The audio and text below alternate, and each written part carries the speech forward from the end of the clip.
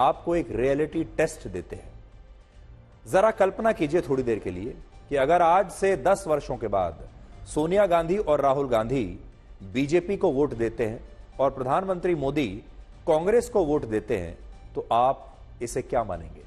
आज आपको लगेगा कि यह तो ऐसा सपना है जो शायद आपको सपने में भी नहीं आएगा, यह तो असंभव, ऐसा हो ही नहीं सकता।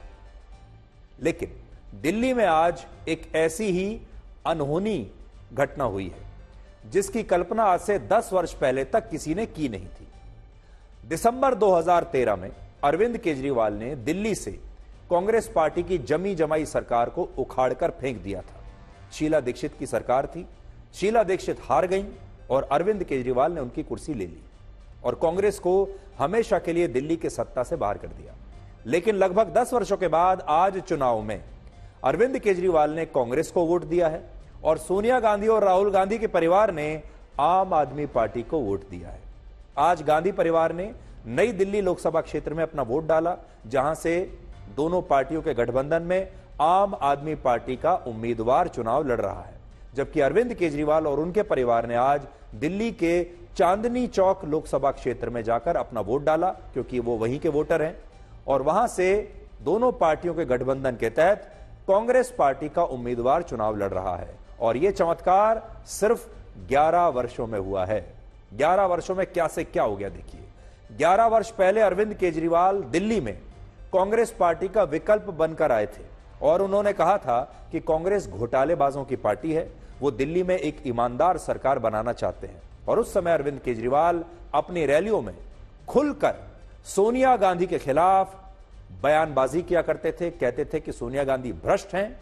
और आप भी सुनिए तब सोनिया गांधी के बारे में अरविंद केजरीवाल क्या कहा करते थे।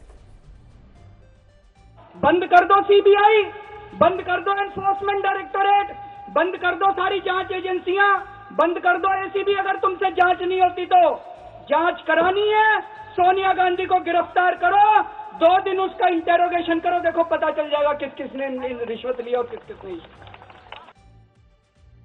वर्ष 2015 में जो अरविंद केजरीवाल सोनिया गांधी को गिरफ्तार करने की मांग कर रहे थे, आज वो सोनिया गांधी की पार्टी को वोट डाल रहे हैं और वही सोनिया गांधी आम आदमी पार्टी के उम्मीदवार को वोट दे रही हैं अपना।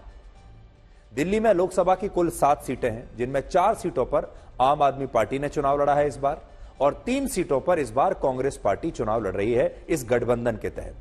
दोनों पार्टियों ने हाथ मिला लिया है।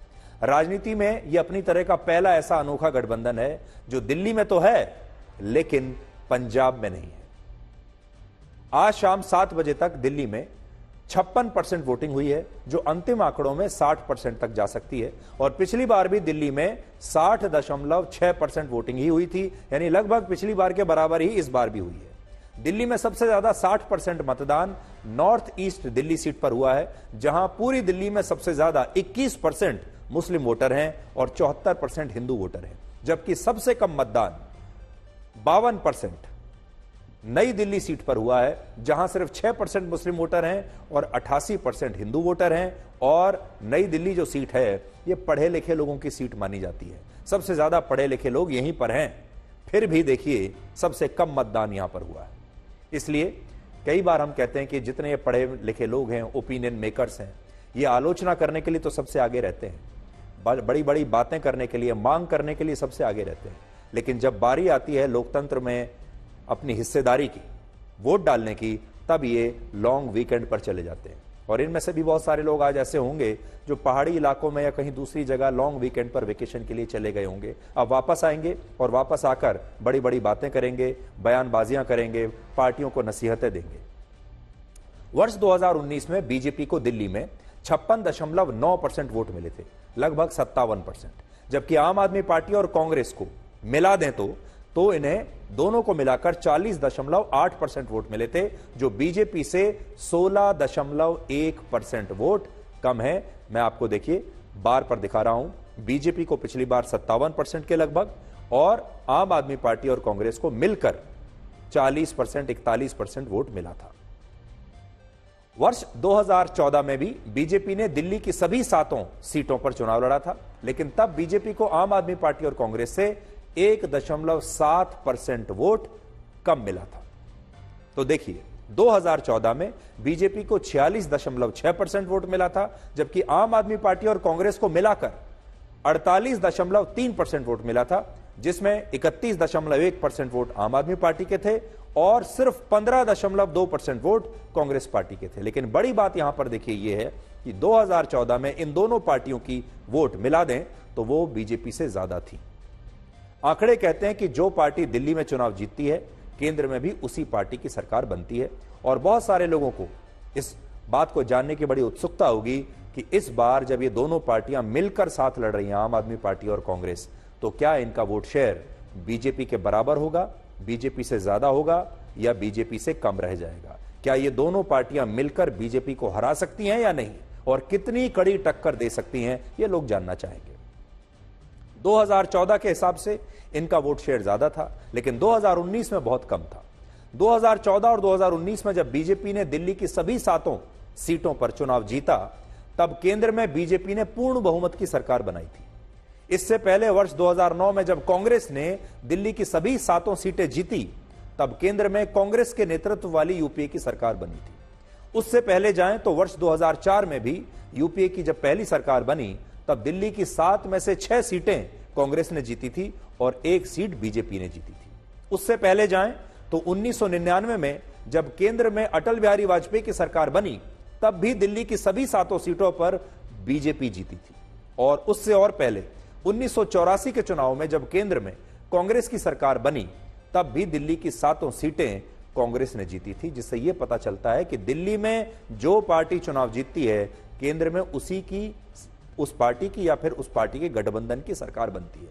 और जब दिल्ली में एक तरफा चुनाव नहीं होता, यानी एक तरफा नतीजे नहीं आते और मिले जुले नतीजे आते हैं, तब केंद्र में भी खिचड़ी सरकार ही आती है, जैसा 1989 में हुआ। वर्ष 1989 में दिल्ली में बीजेपी ने 4 और कांग्रेस ने 2 और जनता दल ने 1 सीट जीती थी, यानी मिले जुले नतीजे थे। और इन नतीजों के बाद केंद्र में नेशनल फ्रंट की सरकार बनी थी, जिसमें प्रधानमंत्री वीपी सिंह थे, और इस सरकार को बीजेपी ने अपना समर्थन दिया था। और दिल्ली में सबसे ज्यादा 4 सीटें तब भी बीजेपी को ही मिली थी। पिछले 40 वर्षों में सिर्फ एक बार ऐसा हुआ है जब 1991 में बीजेपी ने दिल्ली की 5 सीटें जीती, लेकिन तब भी केंद्र में कांग्रेस ने अपनी सरकार बना ली। दिल्ली के अलावा आज हरियाणा की 10, उत्तर प्रदेश की 14, पश्चिम बंगाल और बिहार की 8, झारखंड की 4, उड़ीसा की 6 और जम्मू कश्मीर की 1 सीट को मिलाकर कुल 58 सीटों पर शाम 7 बजे तक 60% वोटिंग हुई है, जो पिछली बार से लगभग 4% कम है। पिछली बार इन्हीं 58 सीटों पर 64.2% वोटिंग हुई थी। हालांकि ये आंकड़े शाम 7 बजे के हैं और अंतिम आंकड़ों में ये वोटिंग परसेंटेज 4% तक बढ़ सकता है और ये 64% के आसपास पहुंचेगा, जो पिछली बार के बराबर ही है।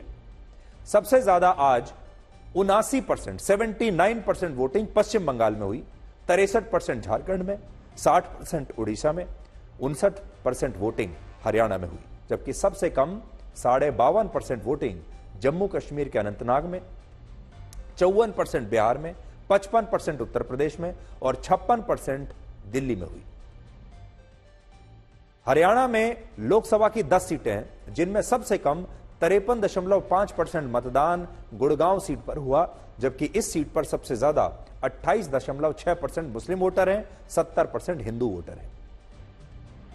बहुत सारे लोगों का मानना था कि इस सीट पर हरियाणा में सबसे ज्यादा मुसलमान हैं, इसलिए वोटिंग भी ज्यादा होगी, लेकिन ऐसा नहीं हुआ और पूरे हरियाणा में सबसे कम वोटिंग गुड़गांव में हुई, जहां पर बड़ी बड़ी मल्टीनेशनल कंपनियों के दफ्तर हैं, जहां पर बड़ी बड़ी कंपनियों के सीईओज रहते हैं। लेकिन क्या आपको पता है, इस कम मतदान का कारण यह है कि गुड़गांव में हिंदू बाहुल इलाकों में तो कम वोटिंग हुई, लेकिन मुस्लिम बाहुल इलाकों में सबसे ज्यादा वोटिंग हुई। गुरुग्राम में सबसे ज्यादा 63% वोटिंग फिरोजपुर झिरका में हुई, जहां 85% मुसलमान हैं और सिर्फ 14.5% हिंदू हैं। इसके बाद मेवात में भी इतनी ही वोटिंग हुई, वहां भी 77% मुस्लिम वोटर हैं और सिर्फ 23% हिंदू वोटर हैं, जबकि गुरुग्राम क्षेत्र में सबसे कम 46% वोटिंग हुई, जहां सिर्फ 5% मुस्लिम वोटर्स हैं और 92% हिंदू वोटर्स हैं, वहां सबसे कम वोटिंग हुई है। श्रीनगर और बारामूला के बाद आज जम्मू कश्मीर की अनंतनाग सीट पर हुए मतदान में भी कई रिकॉर्ड टूट गए हैं। आज अनंतनाग सीट पर 52.5% वोटिंग हुई, जो पिछले 40 वर्षों में सबसे ज्यादा है। 1984 के चुनाव में अनंतनाग में 70% वोटिंग हुई थी और उसके बाद अब पहली बार अनंतनाग में 50% से ज्यादा मतदान हुआ है। तो यह भी एक नया रिकॉर्ड है। पिछली बार बीजेपी ने छठे चरण की 58 में से 40 सीटें जीती थी। तो सोचिए, पिछली बार 58 में से 40 सीटें बीजेपी ने जीती थी।